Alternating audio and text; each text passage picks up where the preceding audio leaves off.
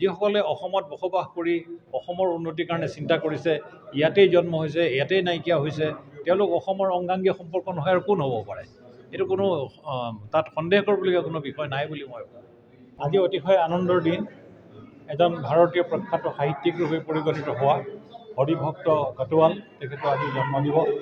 এই দিৱস আজি আনুষ্ঠানিকভাৱে ইয়াত সমবেত ৰাইজৰ মাজত অতি সুন্দৰভাৱে উদযাপিত হৈছে। আমি অতিশয় গৌৰৱবোধ কৰিছোঁ ডিব্ৰুগড়ত জন্ম লাভ কৰা আৰু ডিব্ৰুগড়তে ইহলীলা সম্বৰণ কৰা এইগৰাকী প্ৰখ্যাত কবি গীতিকাৰ তেখেতৰ বিষয়ে যে আজি এই ধৰণে স্মৃতিচাৰণ সভাৰে সৈতে তেখেতৰ প্ৰতি সন্মান জনোৱা হৈছে, নৱপ্ৰজন্মক তেখেতৰ বিষয়ে জনোৱা হৈছে, ই এটা আশাপ্ৰদ বিষয়।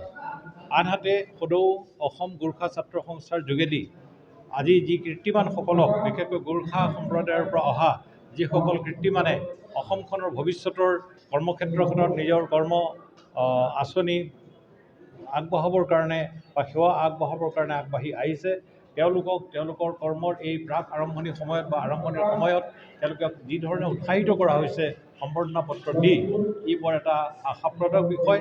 আৰু মই ভাবোঁ এনেধৰণৰ বিষয়সমূহ আনৰ কাৰণে এটা আদৰ্শজনক।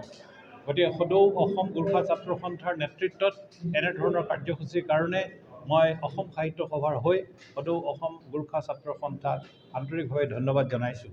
আৰু ইয়াত সমবেত হোৱা যিসকল ব্যক্তিয়ে তেখেতসকলক প্ৰেৰণা যোগাবৰ কাৰণে সমবেত হৈছেহি, তেওঁলোকৰ প্ৰতিও কৃতজ্ঞতা প্ৰকাশ কৰিছোঁ। আৰু মই আশা কৰিছোঁ যে আগন্তুক দিনসমূহত অসমত বসবাস কৰা গোৰ্খা যিসকল কীৰ্তিমান, যিসকল প্ৰতিভাধাৰী, তেখেতসকলৰ যোগেদি বিভিন্ন দিশেদি সাহিত্য, সংস্কৃতি, ব্যৱসায় বাণিজ্য বা চাকৰি, অন্যান্য বিভিন্ন দিশেদি অসমখনক উদ্ভাসিত কৰিবৰ কাৰণে তেখেতসকলে আত্মনিয়োগ কৰক, এই শুভকামনা জনাই মোৰ শুভেচ্ছা জনাইছোঁ। নিশ্চয় অসম সাহিত্য সভাই প্ৰকৃতাৰ্থত অসমৰ সমূহ জনগোষ্ঠীক আগবঢ়াই লৈ যাবৰ কাৰণে যৎপৰোনাস্তি চেষ্টা কৰে। অসমৰ বিশেষকৈ সাহিত্য আৰু সংস্কৃতিৰ ক্ষেত্ৰত অসম সাহিত্য সভাই প্ৰধানভাৱে দৃষ্টি নিক্ষেপ কৰিছে।